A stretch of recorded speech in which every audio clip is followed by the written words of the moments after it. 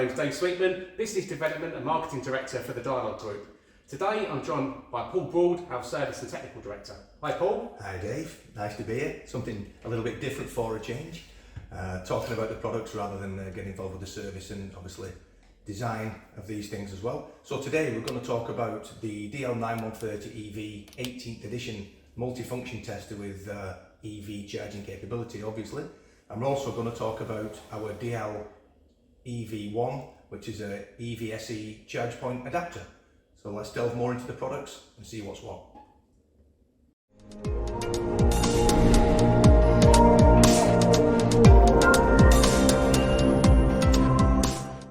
Thanks Paul. We're really excited to be talking about the DL9130EV, which is the latest multifunction tester from Dialogue Test Equipment. This tester has been 2 years in the making, and both Paul and myself have been an integral part of the design team. And it's been a very exciting product to actually build and manufacture. And we're absolutely really proud this is a UK manufactured and built product. Yeah, you're absolutely right, Dave. You know, I mean, we've obviously got a shout out for UK manufacturing 100%. And you're right, it has been, you know, a relatively long time in coming for us. I mean, 2 years has been no rush for the product whatsoever. And I think the real reason behind that is we didn't want to just have, you know, add one test for EV and just put that in the marketplace then, because we've got a new product just for the EV industry, because it's a booming industry. We wanted to add all the features and benefits that electricians have been asking us for over the past few years of our existing products. So now we've got a product absolutely packed with features, you know, rather than just adding a test, you know what I'm talking about. Yeah, absolutely. And the user interface is an integral part of the design for this. What we didn't want to do is make a complex menu-driven system with several rotary dials to actually complete the test. We want it simplistic. Ultimately, to select a functional test, press maybe one function button, and that will leave you in a position where you can test easily.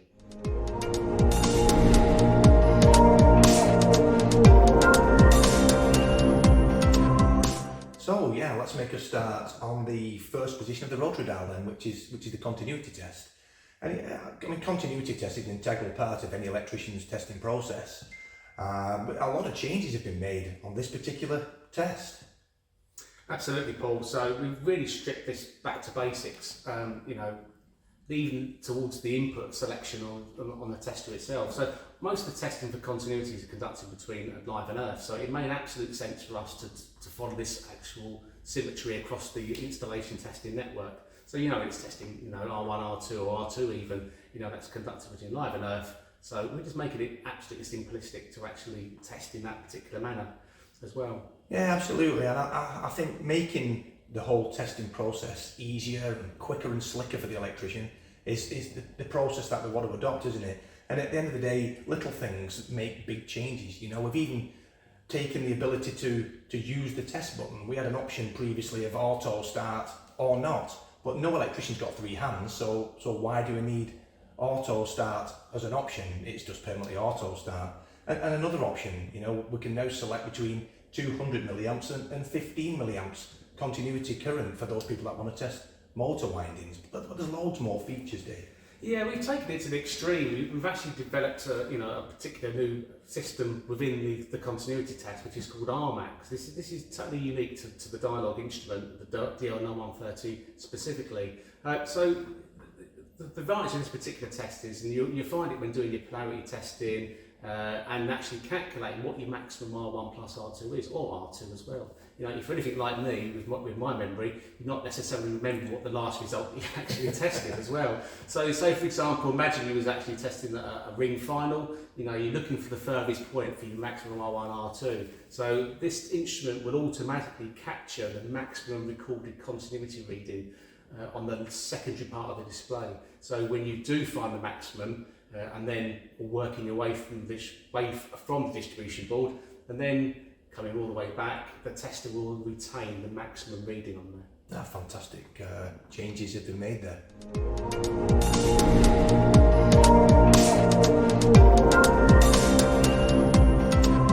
So the next logical test in the sequence of installation testing is the insulation testing. That's a mouthful and a half, that, to be honest with you. So There's not a huge amount that we can really enhance in the form of insulation testing, because insulation is insulation. And this tester itself, it will range from 250, 500 to 1,000, just mention that as well. So between Paul and myself, we looked at what can we actually do to enhance this. And one of the features we have got on this tester, a lot of people don't know, is we've got a colour changing screen.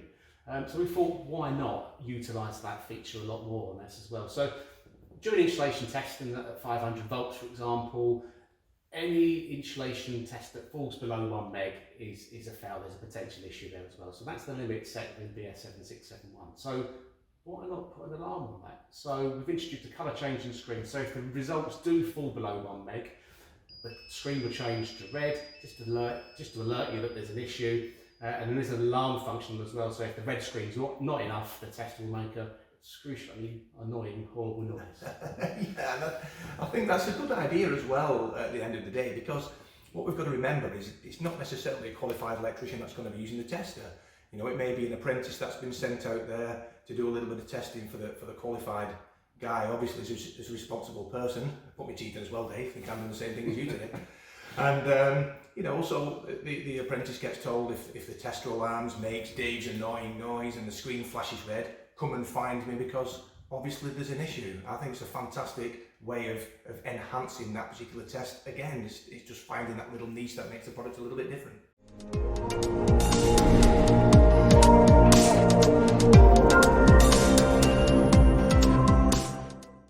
So voltage testing, I mean obviously voltage testing is quite a simplistic test really. The test is capable of AC and DC voltage testing, but we looked at how can we really enhance that and make it a little bit better. So we looked at the rating of the product, quite simple as that really, Dave. And what we've done is increased the rating to 480 volts. So rather than just being single phase and 3-phase capable, it's now also split phase capable as well. So yeah, it just enhances the protection that's built in with the testers themselves. So to take it one stage further from that onwards, you know, the colour changing RGB screen that's built in with this tester is utilised once again. So if the phases are in the correct sequence, so L1, L2 is displayed, then we've got a rotary indicator on the screen that will rotate clockwise to indicate it's in the correct direction. And if it's phased incorrectly, there's obviously the tester will display L1, L2 and L3 in the incorrect order, and you'll get a rotary indicator phasing anti-clockwise. But in addition to that, the RGB screen will also turn red, just to sort of really cement in the fact that there's an issue, and it just alerts you that the phasing or the phases within the installation need to be investigated further. Absolutely, I think we may as well utilise the colour changing screen as absolute much as possible, and I think it's a great way of finding another benefit of the colour changing screen on phase rotation.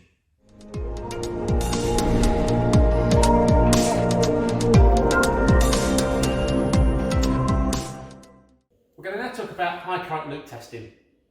So we've made some improvements to this particular feature on the series of testers as well. Paul? Yeah, we have. Something quite new for us really is on the high current loop test on this particular product, we've now got an intelligence system which will automatically recognise either 3 or 2 wire configuration, and providing the circuit's got voltage and it's maintained and Z auto is selected, the tester will automatically start the test and take the measurement for 2 or 3 wire loop test, Dave. Yeah, the test has also got a secondary display, so the secondary display below the loop test reading will either read out prospective fault current or prospective short circuit current, depending on what configuration of test you're actually doing. So whether that be live to earth or live to neutral for prospective short circuit current. Indeed.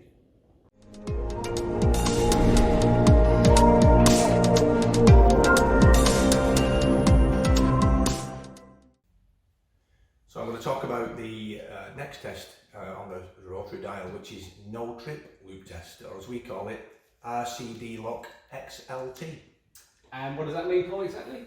It means expert loop technology. What does expert loop technology mean, Dave? Don't ask me, I have no idea. Or well, do we? Well, we do, I suppose, yeah. We do know what it means. So our test is quite unique in the fact that it actually performs a multiple cycle of tests, so it's like a dual test. So one set of tests will be taken and averaged, and then another set of tests will be taken and averaged to overall give us a much more accurate result.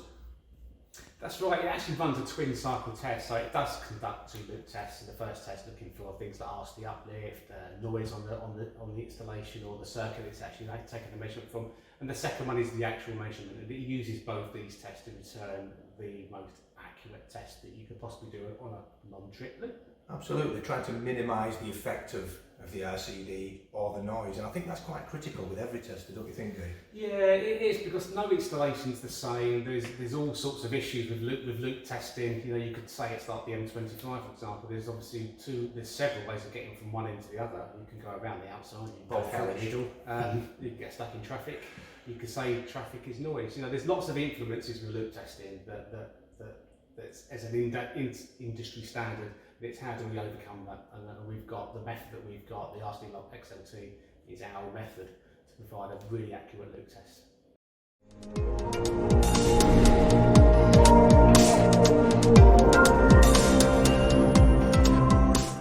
So another test then on no trip as a loop test, Dave, instead of RCD test. Then I was marvels myself, and that's ZMAX. What is ZMAX then?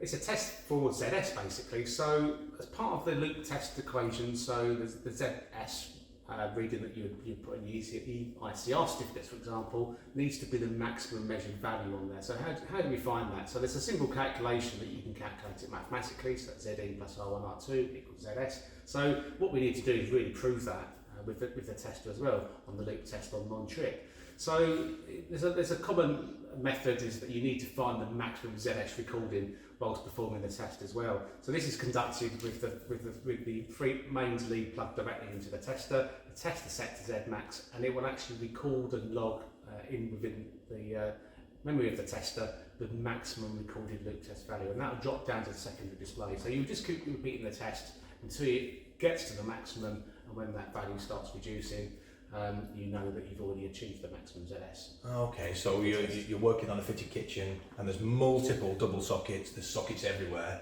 If it's like my kitchen, there is. So we test each individual socket of every multiple socket, and the highest value will drop into the display. That's correct. Nice and simple, another great benefit.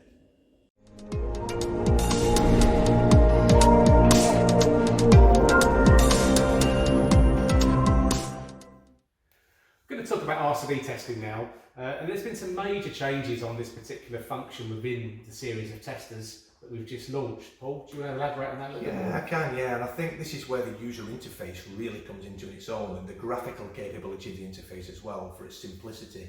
We're going to talk about EV RCD testing. We're going to do that in a separate video, but for now we'll just mention standard RCD testing and the fact that we've added more options now to test different types of RCDs.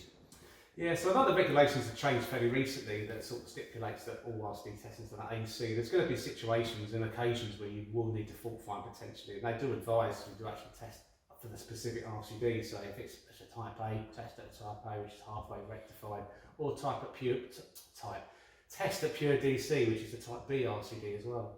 Yeah, that's right. And another option that we've also added is variable RCD, because there may be an indication at some point where we have to dial up a specific test current for whatever reason, and we can actually dial up very, very easily now, again with that really simple graphical interface for any RCD current within the measuring range of the tester. Yeah, the difference between this and what makes this is a little bit unique is that the variable RCD test is set in variable RCD mode, and then you can select that specific value, whatever it may be. So if it's 50 milliamp, for example, type A, and that's what you come across more regular. Any of the sequences, whether an auto or 1 times, half times, or even 5 times test, there is a quick shortcut button to press that will automatically apply that value to the RCD test that you're actually conducting at the time. Quick and slick.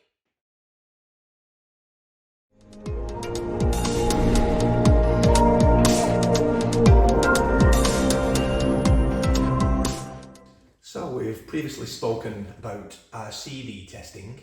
Now let's talk about EV testing.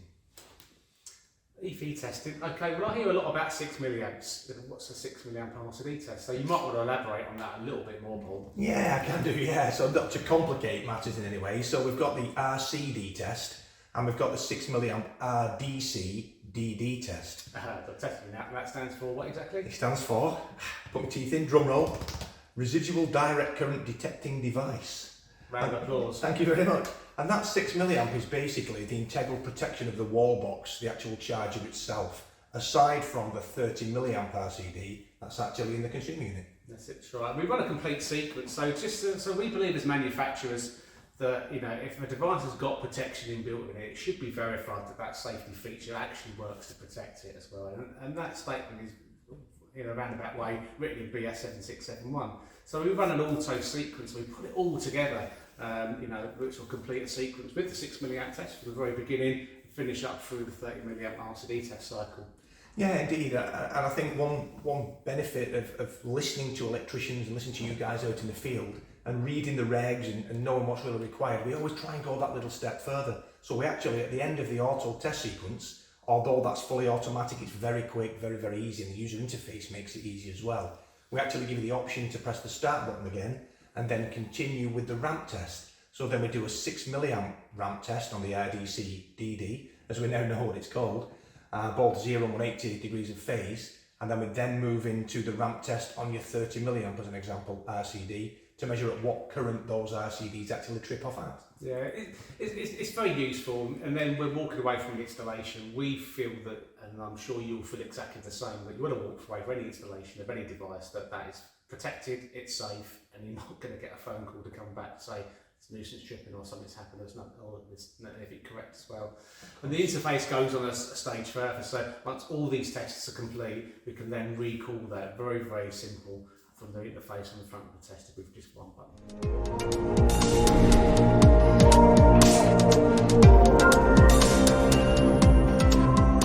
So yes, we spent a lot of time now talking about the actual new state-of-the-art top-of-the-range tester from us at Dialog, which is the DL9130EV multifunction tester.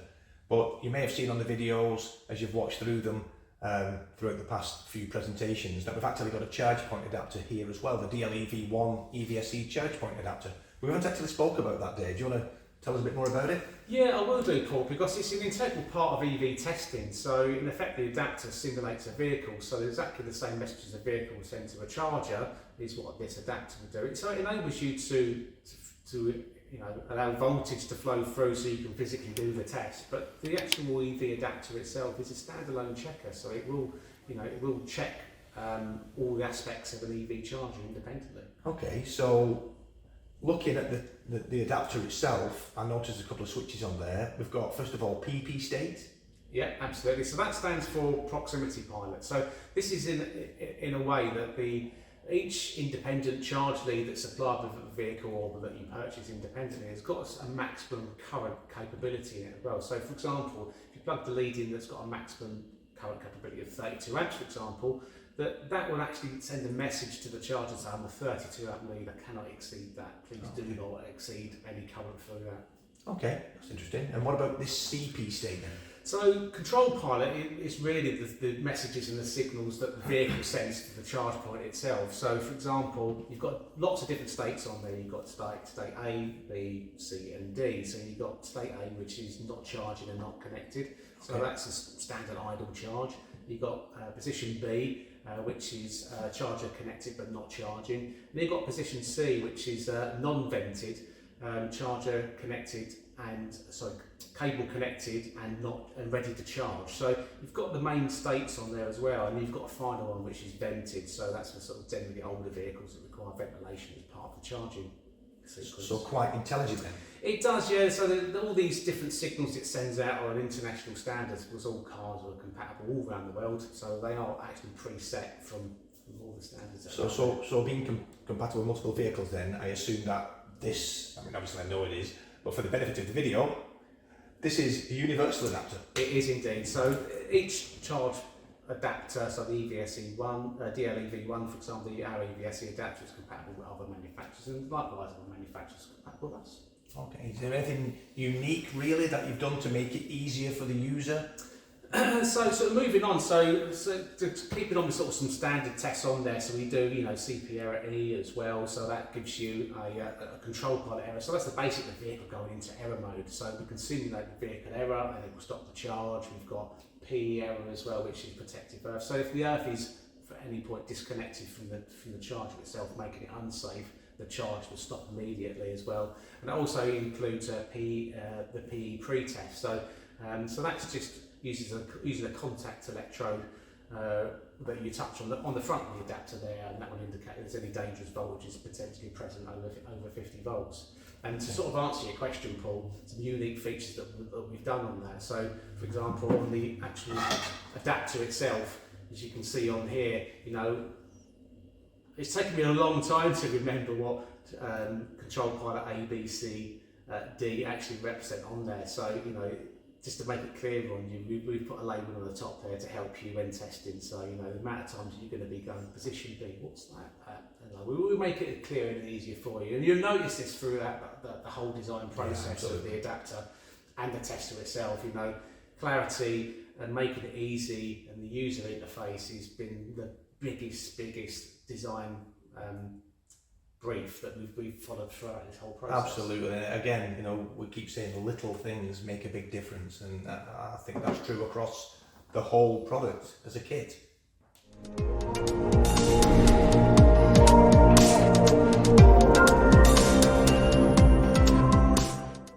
So thanks very much guys for listening. That's the end of the videos now. First time doing those videos for me, so I hope they came across well for you and you got something out of them as well. Yeah, thank you. And if you like the video and you like the content we've produced, please like it if you liked it as well. And your comments are really important to us both, actually. So, you know, if there's any comments from the video that you liked or disliked, or you want more, or there's other content you'd like us to produce, please list it in the comments below on the video, and we're more than happy to produce that content for you as well. If you haven't subscribed already, please subscribe to our YouTube channel. Click the bell button, you'll get notifications every time we produce a new video. So you just keep up to date with what's the latest is with Dialogue as well. We're on social media, we really want to keep in contact with you. We're across all the channels, even TikTok. So there's us working with the times. And that's a goodbye from me. And it's a goodbye from him.